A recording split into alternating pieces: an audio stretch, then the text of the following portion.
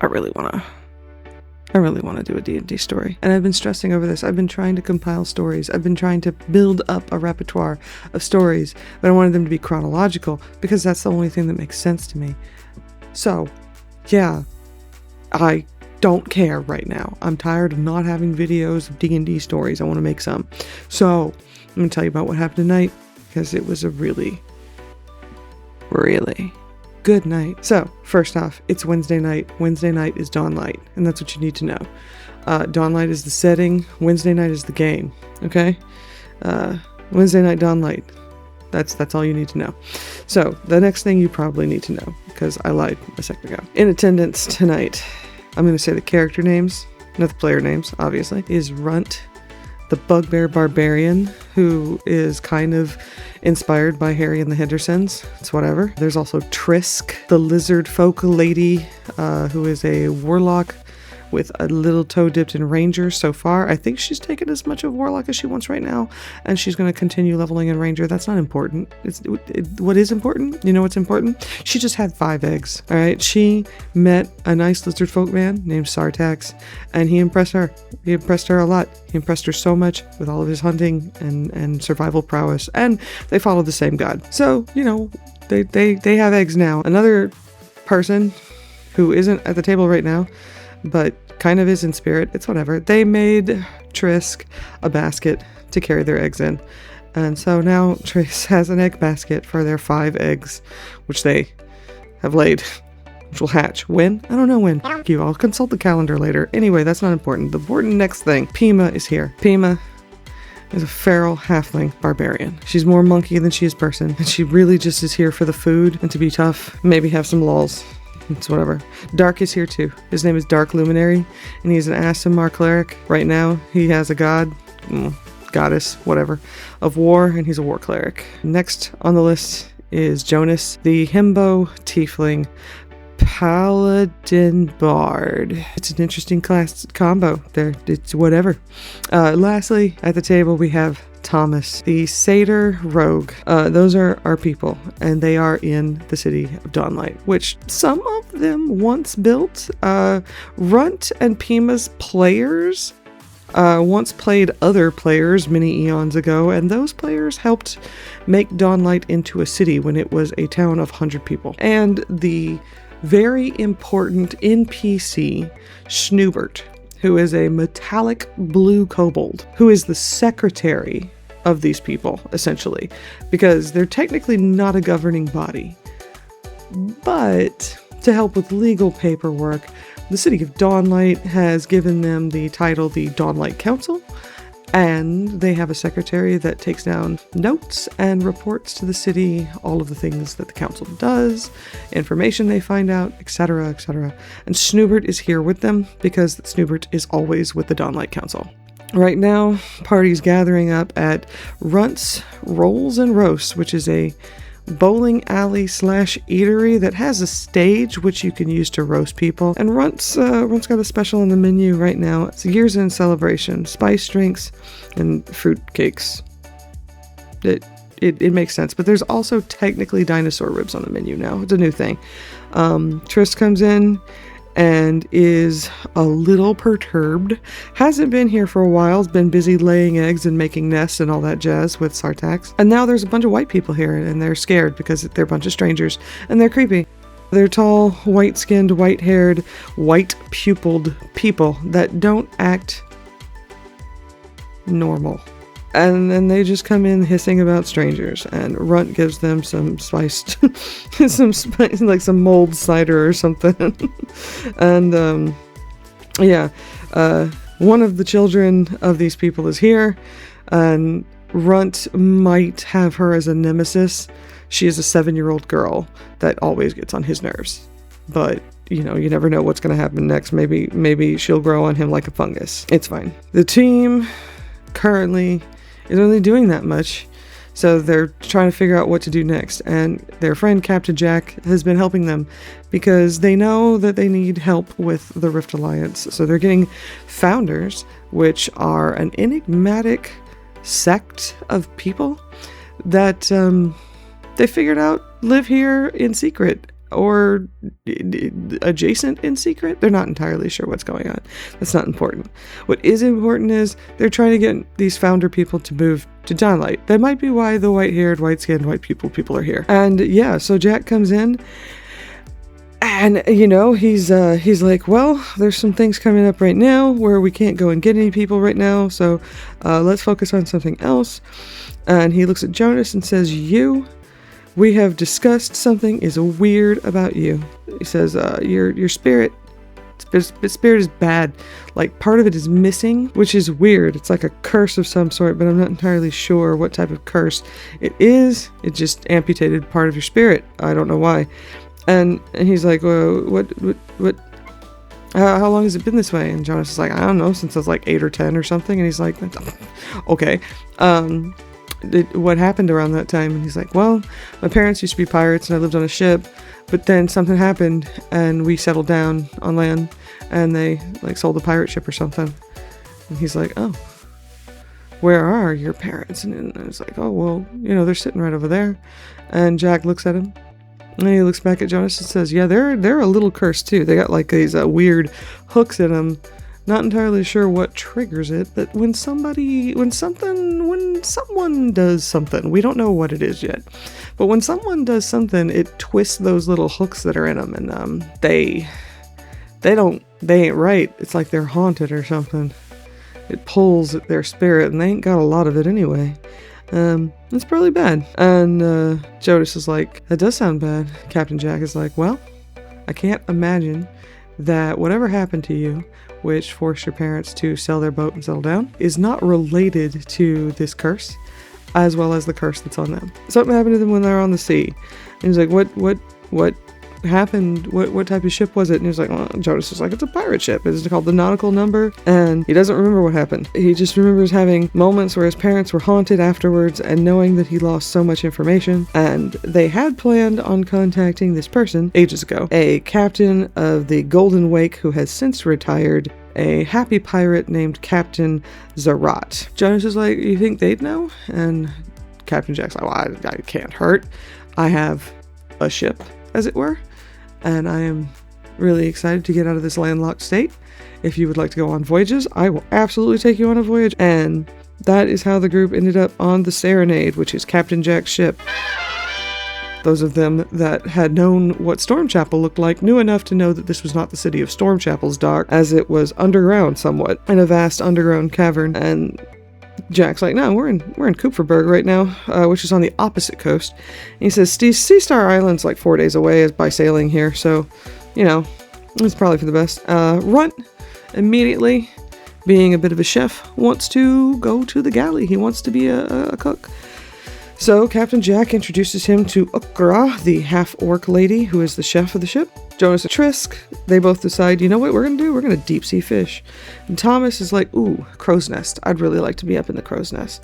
And Pima says, I'm gonna jump around on the rigging and see if I can bounce around and have fun and be a little bit of an acrobat. Metallic Blue Kobold, Snoobert, and Dark, the cleric, are sitting on the deck next to Trisk's egg basket, you know, just rocking the eggs, as it were, and telling them stories about their mom.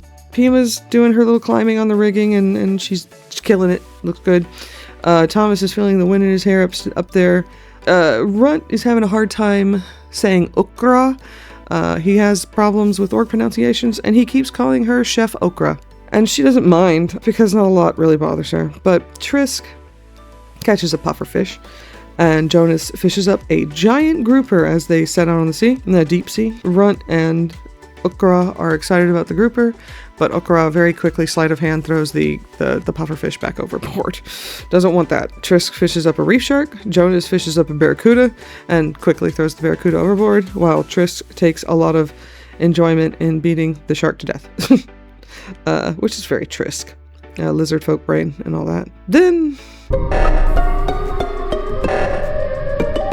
Trisk decides, I'm going to tie a rope around my waist, and I'm going to alter myself so that I have gills, because I can do that as a warlock, and then I'm going to jump overboard and trust you guys to hold the rope. And Pima says, absolutely. I'll absolutely hold the rope for you. So Triss does that, and she's underwater when Jonas fishes up a dragon turtle egg. Don't ask me how, it's a random table, okay?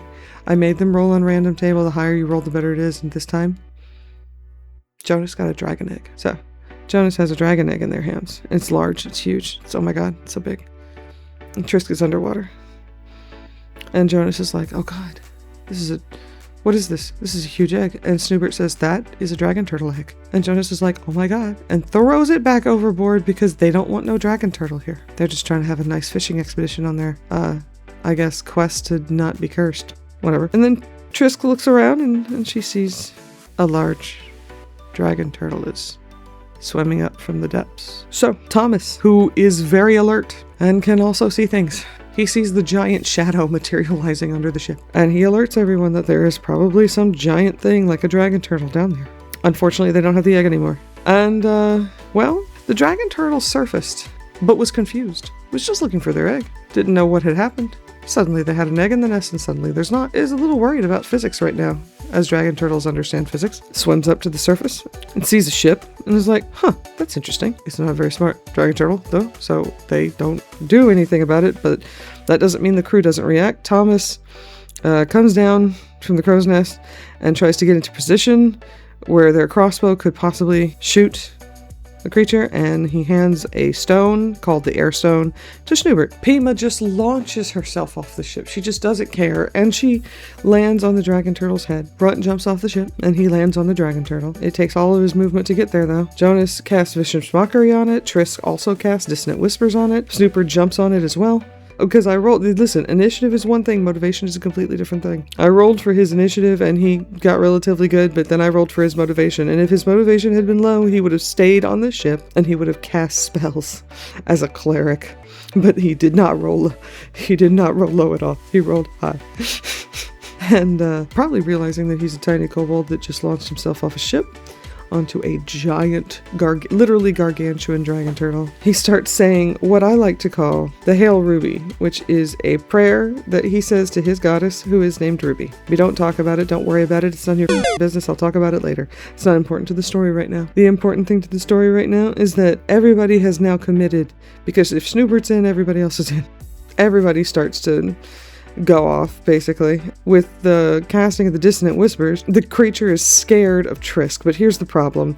Trisk has a rope around their waist. Pima is the one that is holding the rope. Pima is on the dragon turtle's head. If it's scared of Trisk, and Pima holds onto the dragon turtle, which she has every intention of doing so, and the dragon turtle tries to flee from Trisk, then that means it's going to drag them straight down, most likely.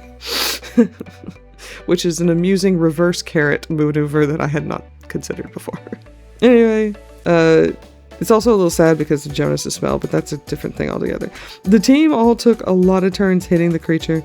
Captain Jack also, he has this interesting thing he does where he puts his coat, that he wears his captain's coat, he puts that on the wheel of the ship, and he walks over, he shoots the turtle, and then he cuts the palm of his hand with a knife and tosses the knife overboard, which everybody thinks is a little weird, but that's whatever. Seaweed comes up and starts to wrap around the dragon turtle. It wraps all around it and it kind of restrains it, and tiny blue otters are nipping at the dragon turtle. I wonder what that could be. Anyway, the turtle gets stunned when Snoobert does a flurry of blows on it and does a stunning strike. So they've got at least one more round of this creature where they can just abuse it. And they do. They take advantage of that. Because, like, Trisk, Runt, and Pima and Snoobert are all technically on the creature. While Jonas and Thomas are on the ship, Dark is also on the ship. The team all take turns hitting the creature, and then Snoobert tries to hit it, and he can't. So it is not stunned anymore. And when it is its turn, since nobody has done anything to stun it, it makes a strength check, and it gets out of the seaweed and dives 50 feet straight down. Oddly enough, the little blue otters all swim to people, and the people that they swim to can breathe underwater. Captain Jack jumps overboard and sinks straight down immediately to its depth and starts singing underwater. It's whatever.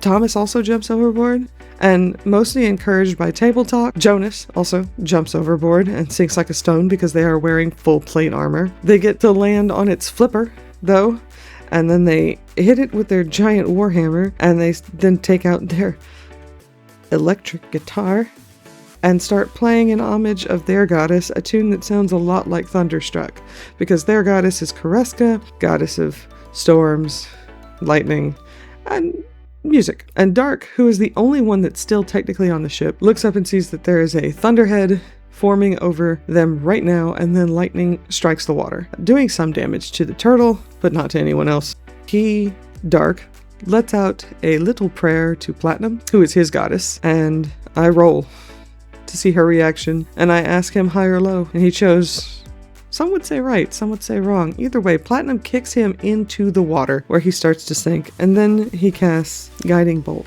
and he lights up the turtle from the inside, killing it entirely. A wonderful triumph for the entire team as they tie up this turtle and start to drag it to the surface so they can tie it to the ship. Eventually the team dives down, they find the dragon turtle eggs in its dragon turtle lair, but they were only searching for the dragon turtle eggs, so that was all that they found, was the 4 dragon turtle eggs that were down there. Dark, Jonas, and Thomas all kept each of themselves an egg, and then 1 egg they contributed to feasting for the day. Jonas planned on giving Naka, the little kobold that sometimes Jonas's player also plays, but when they're not, they work as a chef in Dawnlight. At Runts, actually, so Jonas is going to give Naka one of the eggs. Runts is thinking about cooking like dinosaur chorizo with dragon turtle eggs. and the team decide not to fish anymore because they've gotten so much stuff, although Dark does let out a little thanks for the encouragement to Platinum as they continue to sail towards Sea Star Island. At least that's what they think they do. Jack waits until everybody is done with the excitement, dives back down, and loots the entire Dragon Turtle Cave, because Dragon Turtles have a lot of loot, because they sink ships. So their hordes, truly impressive. And that is what happened tonight as the gang on a completely innocent fishing trip. No, not even a fishing trip. They were just going to help their buddy Jonas not be soul cursed or spirit cursed anymore, or whatever curse he has, because they don't entirely know. They're just going there to help him with that. And they decided to fish casually. And this is what happened. They got a dragon turtle fight. But you know what?